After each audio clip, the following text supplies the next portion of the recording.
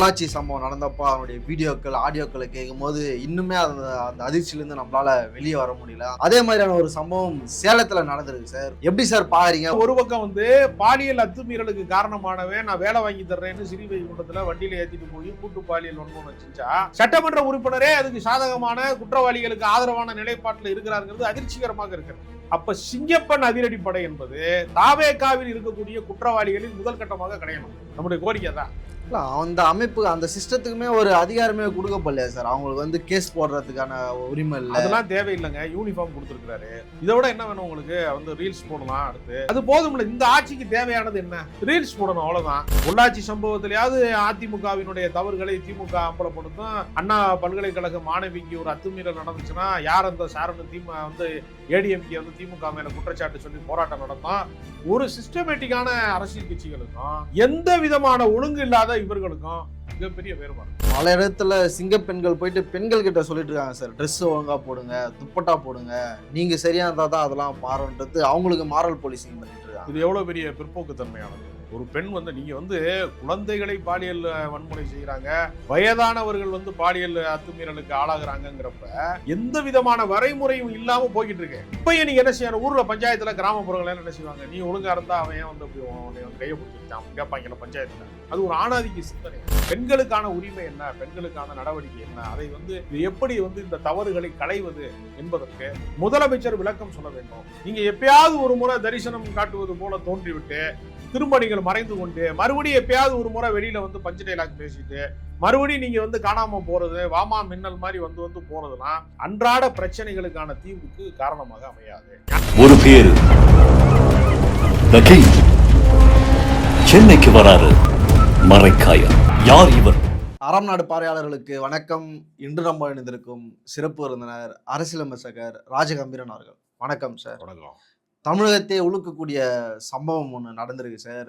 பொள்ளாச்சி சம்பவம் நடந்தப்போ அவனுடைய வீடியோக்கள் ஆடியோக்களை கேட்கும் போது இன்னுமே அந்த அந்த அதிர்ச்சியிலேருந்து நம்மளால வெளியே வர முடியல. அந்த கூக்குரல் இன்னுமே நம்மளுடைய மூளையில அது ஒரு டிஸ்டர்பன்ஸாக தான் இருக்குது. அதே மாதிரியான ஒரு சம்பவம் சேலத்தில் நடந்திருக்கு சார்.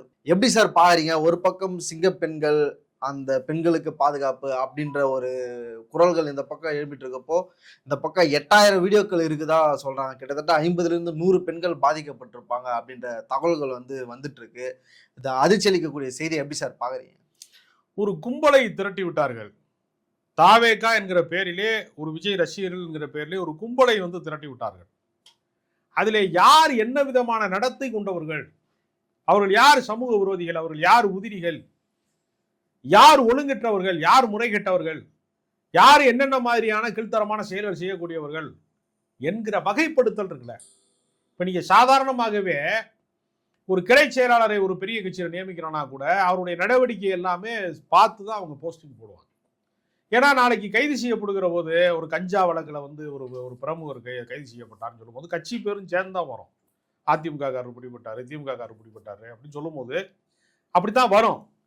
அதை முறைப்படுத்துவது அப்படிங்கிறது எல்லா அரசியல் கட்சிக்கும் வரும். இவங்க என்ன பண்ணிட்டாங்கன்னா, கும்பலா யாரு வந்தாலும் நீங்க கடைசி நேரத்துல எம்எல்ஏ சீட்டு கொடுத்தாலாம் இருக்குல்ல தாவேகால, நள்ளிரவு வரைக்கும் சரி நீ வேணா அறந்தாங்கிக்கு போ, நீ வேணா அந்த புதுக்கோட்டைக்கு போ, நீ வேணா மதுரைக்கு போ, இப்படி வர்றால பூரா இந்த ஃபுல் பண்றதுல அவசரமா போட்டாங்க.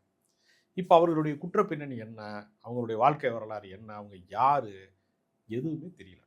அதை வச்சு நான் சொன்னார் தெரியுமா, நாங்க ஜாதி பார்த்து வேட்பாளர் போடல, ஆனா ஜாதி பார்த்து தான் போட்டாங்க. உண்மையிலே அவன் யாருன்னு தெரியாம வாய்ப்பு கொடுத்துருக்காங்க.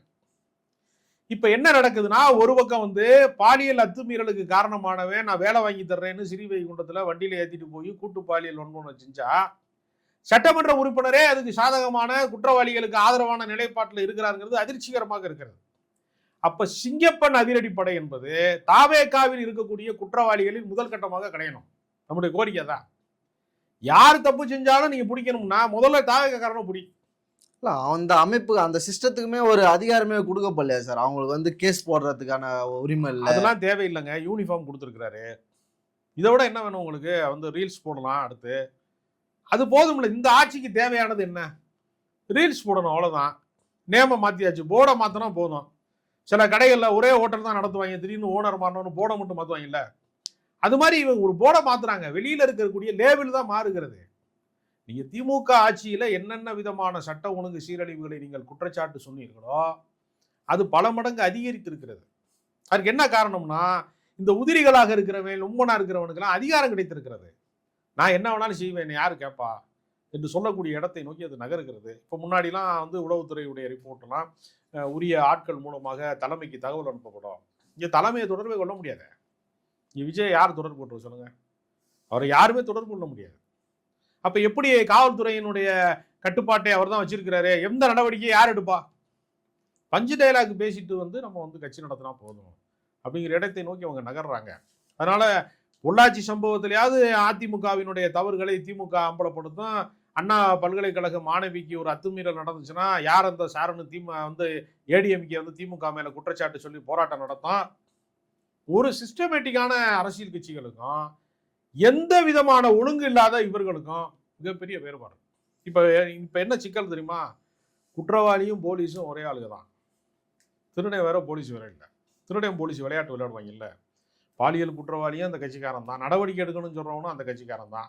ரெண்டும் ஒரே ஆள் தான், ஒரே கட்சி தான், ஒரே அமைப்பு தான், ஒரே அதிகார அமைப்பு தான். அப்படிங்கிறப்ப இது எப்படி நடைமுறைக்கு சாத்தியமாகும்? காவல்துறை வந்து என்ன செய்வாங்கன்னா, சார் ஆளுங்கட்சி சார் அவரு இன்னும் நடவடிக்கை எடுத்து எஃப்ஐஆரே போட மாட்டாங்க, வெளியில சொல்லலாம். இப்போ கூட மாதர் சங்கம் ப்ரெஷர் போட்டு தான் சார் வழக்கு. மாதர் சங்கம் தலையிடவில்லைன்னா அப்ப நீங்க மாதர் சங்கம் வந்து யாரு? சிபிஎம் உடைய ஒரு பிரிவு. சிபிஎம் யாரு? உங்களுக்கு வெளியில இருந்து ஆதரவு தரக்கூடிய அமைப்பு. அப்ப இந்த பிரச்சனையை கிளப்பி விடுறது யாரு? உங்க கூட்டணி தான் அது. அப்ப கூட்டணியா இருந்தாலும் நீங்க வந்து உங்களுக்கு ஆதரவு நிலைப்பாடு இருந்தாலும் தவறு என்று வருகிற போது அதை சுட்டிக்காட்ட வேண்டிய ஒரு பொறுப்பு அவங்களுக்கு இருக்குன்னு அவங்க உணர்றாங்க. ஏறத்தாழ இந்த சம்பவம்லாம் எதை நமக்கு நினைவுபடுத்துகிறதுனா பொள்ளாச்சி சம்பவத்தை தான் நினைவுபடுத்துது. பொள்ளாச்சியில வந்து ஆளுங்கட்சிக்காரர்கள் தான் இதை செய்தார்கள், அந்த கட்சியினுடைய நிர்வாகத்தில் இருக்கிறவங்க செஞ்சாங்கிறதுனாலதான் அது வந்து ஒரு காவல்துறை நடவடிக்கையாக மாறுவதில் ஒரு மிகப்பெரிய நடைமுறை சிக்கல் இருந்தது.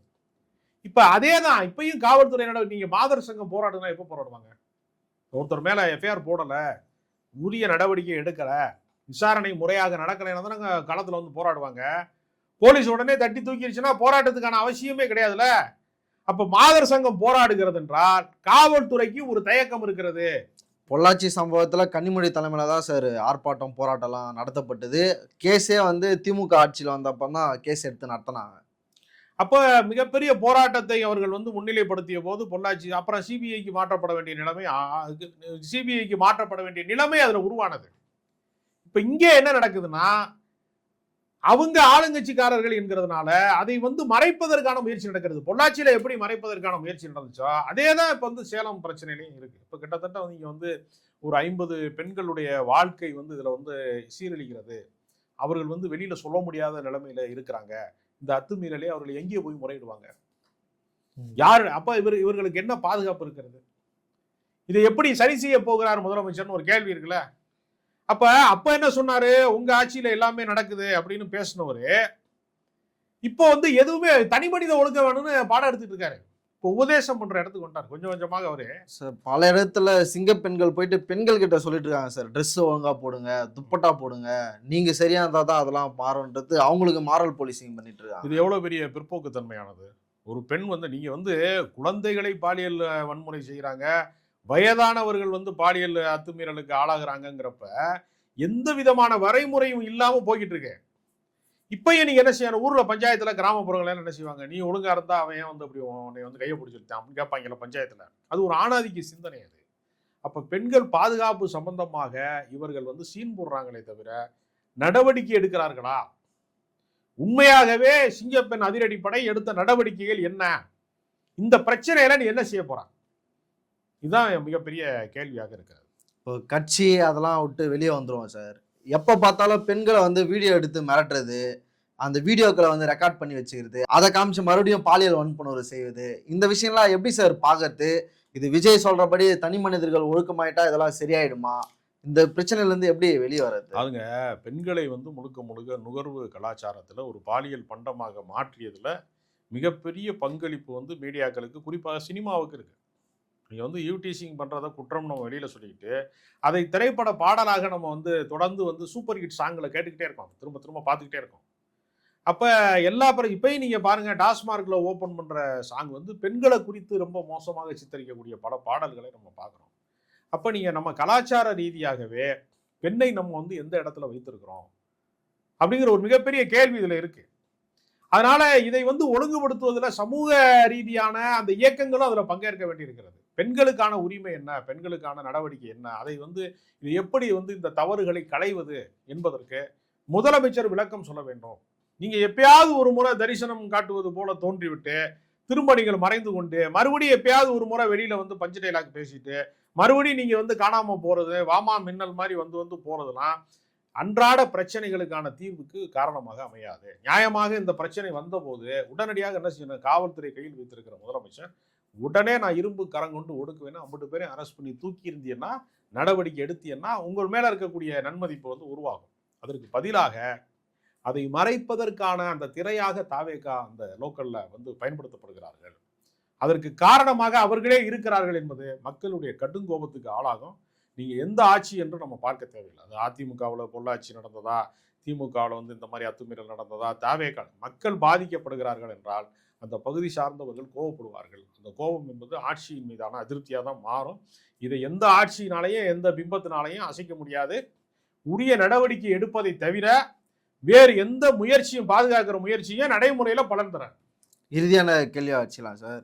இப்போ தமிழக வெற்றி கழகத்தினுடைய தலைவர் முதலமைச்சர் அவர்கள் டெல்லி போயிட்டு கர்நாடகா போயிட்டு வர்றாரு சார். இங்க வந்து மேட்டூர்ல தண்ணி தரகல, அங்க மேகதாது பிரச்சனை குறித்து பேசுவாங்கன்னு பார்த்தா அதை பத்தியும் எதுவும் பேசல. ஆனா மூகாம்பிகை கோயிலுக்கு வந்து போயிட்டு வந்திருக்கிறாரு. எப்படி சார் பாரு? அது வழிபாடு என்பது தனி மனிதன் சார்ந்தது. நீங்கள் ஒரு அரசு பொறுப்புக்கு வந்ததற்கு பின்பு ஒரு வழிபாட்டை வந்து நீங்கள் விளம்பரமாக செய்து கொண்டிருக்கிறீர்கள் என்றால் ஒரு மென்மையான இந்துத்துவா சார்ந்த அரசியலுக்கு நீங்க கிரீன் சிக்னல் கொடுக்குறீங்களா என்கிற சந்தேகம் பல பேருக்கு வருகிறது. அப்ப பிரச்சனை என்ன? நீங்க சொல்ற மாதிரி மேகதாதுல அணை கட்டுவது சம்பந்தமான அந்த உரையாடல் நடக்கிற போது இவர் அதை பத்தி எந்த விதம் வாய் திறக்கவே இல்லை. இப்ப முதல்ல இன்னொரு ஆச்சரியமான விஷயம், அவர் இந்தியா கூட்டணியிலையும் இல்லை, பாஜக கூடயும் இல்லை, அவர் காங்கிரஸ் கூட இருக்கு ஆனா இந்தியா கூட்டணியில இல்லை, கம்யூனிஸ்ட் கட்சி கூட இருக்கு ஆனா அது கம்யூனிஸ்ட் கட்சி வந்து இந்தியா கூட்டணியில இருக்கு. அப்ப இவர் எந்த விதமான அரசியலை செய்ய முயற்சிக்கிறார்னா ஒரு இரட்டை நிலைப்பாட்டை கையாள்வதன் மூலமாக ரெண்டு தரப்புக்குமே நான் நல்லவேன்னு காட்டுறதன் மூலமாக உண்மையாகவே பிரச்சனைகளை கையாள்வதற்கு அவர் அச்சப்படுகிறார். உண்மையான பிரச்சனைகளை தீர்ப்பதற்கு அவர் முன்வரவே இல்லை அப்படிங்கிறது வெட்ட வெளிச்சமாக தெரிகிறது. இது மாதிரி அப்ப அவர் சாமி கும்பிட போறது உள்பட, நீங்க சர்ச்சில் போய் அவர் முட்டி போட்டாரு, இப்ப கோயிலுக்கு போறாரு, மறுபடியும் சாய்பாபா கோயிலுக்கு போனாரு. இதை காட்டிக்கொண்டே இருப்பதன் மூலமாக தன்னுடைய பிம்ப அரசியலை சாதாரண பாமரர்களுக்கு மத்தியில அவர் எல்லா கோயிலுக்கும் போறாருப்பாங்கிற பிம்ப அரசியலை தான் செய்கிறார் தவிர உண்மையான அரசியலுக்கு வாங்க, பிம்ப அரசியலை விட்டு உண்மையான அரசியலுக்கு கீழே இறங்கி வாங்க என்பதான் என்னுடைய கருத்து. அரங்கத்திற்கு வந்து பல்லத்தில் நிற்கிறோம். நன்றி சார்.